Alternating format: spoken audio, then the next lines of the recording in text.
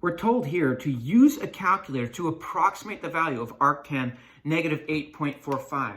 This is the same as inverse tangent of negative 8.45. What a big number. Of course, we're looking for the angle, so this must be a ratio. In my head, I think to myself, what does the inverse tangent graph look like? And we know that the domain of this inverse tangent graph, look at that, it goes from there to there. It's infinite. So such a big number to represent this ratio, negative 8.45 to 1, is doable here. We'll get an answer on our calculator because our domain of this inverse tangent function, which is the ratio, our input is the ratio, is unlimited.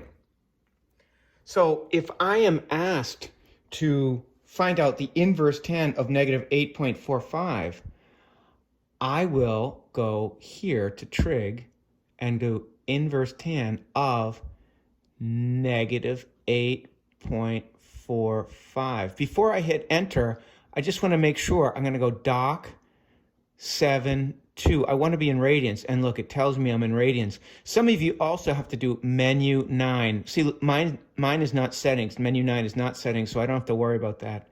So when I hit enter here, I'll get negative 1.453. Inverse tangent of a ratio is an angle. I've just found the angle. So we said this is negative 1.453. We have to recognize that as the angle. Now, what does that mean? Well, I've asked you to know some things about this unit circle. Here is inverse tangent, right? And we have, if this is inverse tangent, we have open circle and dark side of the moon here. And this is negative pi over 2, which is negative 1.57 about. So here is our angle, right? That's what that tells me, that we're close to this negative pi over 2, negative 1.453. In other words, just because we're not in degrees, don't panic. Think to yourself, does this make sense? Yes, it's got to be in this fourth quadrant somewhere. And that negative just means go clockwise. My angle will open clockwise down here. When we're asked to approximate inverse sine of 0.2447, notice this is the ratio, and the ratio for sine is opposite over hypotenuse. And so what we're missing here is the angle. We're looking for the angle. Now, remember what the sine function looked like. It almost looked like that y equals x cubed function. Sorry, it doesn't go on forever and ever, right? And this was at 1 comma pi over 2. Here was our point 0, 0. And this one was negative 1 comma negative pi over 2, if you remember correctly. Now, the ratio is the input. It's the x. Can we handle 0.244? Yeah, because our domain, remember the inverse sine has a domain. The ratio has to be between negative 1 and 1. And the range, the output was negative pi over 2 to pi over 2 inclusive. So that's why we had those boxy brackets down there. In other words, you have to ask yourself with sine and cosine, can we handle this ratio? The ratio for the tangent, for reasons we just saw, are unlimited, but the sine and cosine can only handle so much. So it looks like we can handle this because the input here, never forget, has to be between negative 1 and 1. I just erased the graph, but you saw our ratio has to be between negative 1 and 1.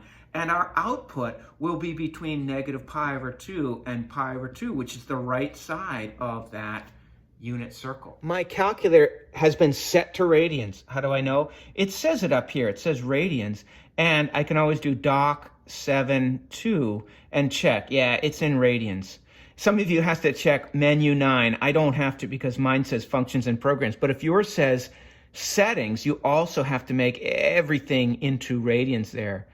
And so we can now do our problem. It was inverse sine of 0.2447. So we should get a nice output here, 0.247221. So our angle was 24721, 0.24721.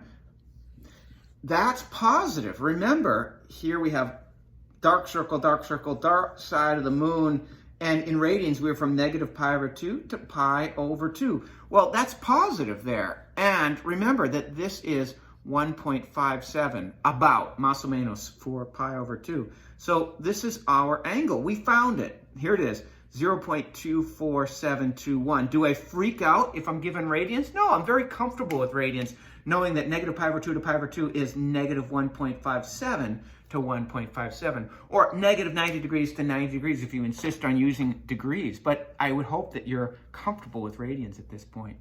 Arc cosine 2, or inverse cosine 2. So here is our ratio, and the unknown that we're looking for when we see arc cosine or inverse cosine is we're looking for the angle. All right, so actually it should be arc cosine with two C's there. So remember what our original function looked like, our cosine function. We said we're going to limit that from 0 to pi. And when we took our original cosine function from 0 to pi, that was at max, 0, min, and stop, and we switched x and y, we got something that looked like this. And remember that these points here were 1, 0, and this was 0 comma pi over 2, and this here was negative pi, negative 3.14 comma, and then this was negative 1, sorry, I get that wrong. This was negative 1 comma 3.14, or I'll just leave that as pi. So what is our domain of this function? Well, clearly negative 1 to 1. And our range, it was the top of the muffin. Remember, that went from 0 to pi inclusive, so that was those boxy brackets. Look at our ratio. Our ratio has to be between negative 1 and 1. Uh-oh, no, does not exist. This is out of the domain, so we can't come up with an angle. Why can't we come up with an angle? Well, x is the angle. That's what we're looking for when we use inverse cosine. And we're saying, let the ratio be 2. So essentially, we're solving this problem. Now, anytime you're going to solve an equation, you can do so graphically. Let this equal f of x1 or y1 on your calculator. Let this equal y2.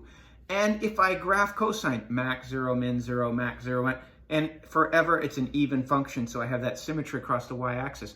It goes up to 1 and down to negative 1. Now I'm asking, where does that intersect with the line y equals 2? Take a look there. If our maximum is 1, we're never going to reach 2. We don't have a solution here because we get no intersection. So let's take a look here at what happens when I do inverse cosine of 2. And I'm in radians, by the way. Look, no real result. Does not exist. We can't find a real solution to this because 2 is out of the domain. We're looking for the angle, and 2 is the ratio. That ratio is too big. Inverse cosine can only handle a ratio from negative 1 to 1.